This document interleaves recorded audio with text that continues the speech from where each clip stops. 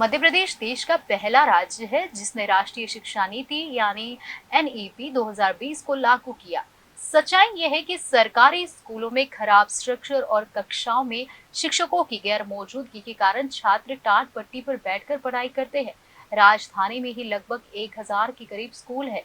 इस साल के 10वीं और 12वीं के रिजल्ट में जिले का कोई भी स्कूल टॉप 10 में नहीं रहा है। मध्य प्रदेश देश का पहला राज्य है जिसने राष्ट्रीय शिक्षा नीति यानी एनईपी 2020 लागू की है। वास्तविकता यह है कि खराब स्ट्रक्चर और क्लासरूम में टीचर्स की अनुपस्थिति के कारण सरकारी स्कूलों में छात्र टाट पट्टी पर बैठकर पढ़ाई कर रहे हैं। अकेले राजधानी भोपाल में ही लगभग 1000 स्कूल है। शायद इसी का असर है कि इस साल क्लास 10th और 12th के बोर्ड परीक्षा परिणामों में जिले का कोई भी स्कूल टॉप 10 में नहीं आया। इस खराब प्रदर्शन का प्राथमिक कारण स्कूल के बुनियादी ढांचे की खराब स्थिति और शिक्षकों की भारी कमी है। कई स्कूलों में कक्षाओं की कमी के कारण स्थिति गंभीर है। नतीजतन एक ही कमरे में 2 अलग-अलग कक्षाएं लगती है। राजभवन के पास सरकारी प्राथमिक विद्यालय में सभी छात्र एक ही कमरे में पढ़ते हैं। शिक्षा विभाग की एकमात्र संस्था है जो यह स्पष्ट कर सकती है कि ऐसी परिस्थितियों में बच्चे कैसे पढ़ाई कर पाते हैं। स्कूल के पास अपनी बिल्डिंग नहीं है। कई सालों से स्कूल सामुदायिक भवन में चल रहा है। जिस कमरे में स्कूल चलता था उसकी हालत बेहद खराब है। बच्चे कुर्सियों और मेजों के बजाय फर्श पर बिछे टाट पर बैठते हैं। जब भी आसपास कोई शादी या त्योहार होता है तो स्कूल बंद रहता है। ये स्कूल एक स्लम एरिया में है और वहां पढ़ने वाले लड़के लड़कियों की सुरक्षा को लेकर भी कोई इंतजाम नहीं है। बच्चों के माता पिता का कहना है कि कोई भी अपने बच्चों को इस तरह के स्कूल में दाखिला दिलाना नहीं चाहेगा।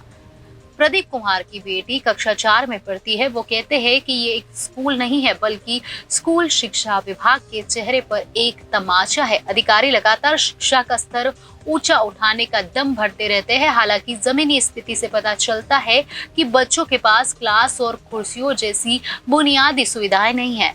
आसपास में रहने के बावजूद प्रदीप ने अपने बच्चों का दाखिला एक प्राइवेट स्कूल में कराने का विकल्प चुना।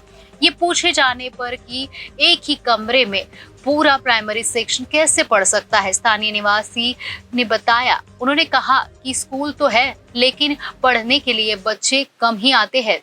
वो कहते हैं कि जब बच्चे नहीं आते तो आप प्राइमरी से लेकर हायर सेकेंडरी तक की शिक्षाएं एक ही कमरे में चला सकते हैं।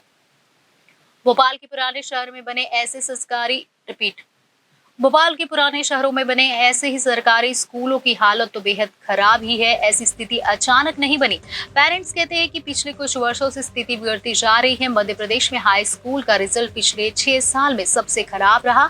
इस बार 42% तक अभ्यर्थी पास नहीं हुए। अधिकांश छात्रों ने गणित और अंग्रेजी में अच्छा प्रदर्शन नहीं किया। कक्षा 10 में 36% छात्र यानी कि लगभग 2.96 लाख उम्मीदवार अकेले गणित में फेल हो गए। पिछले वर्ष की तुलना में 10% की वृद्धि अभी जताई जा रही है।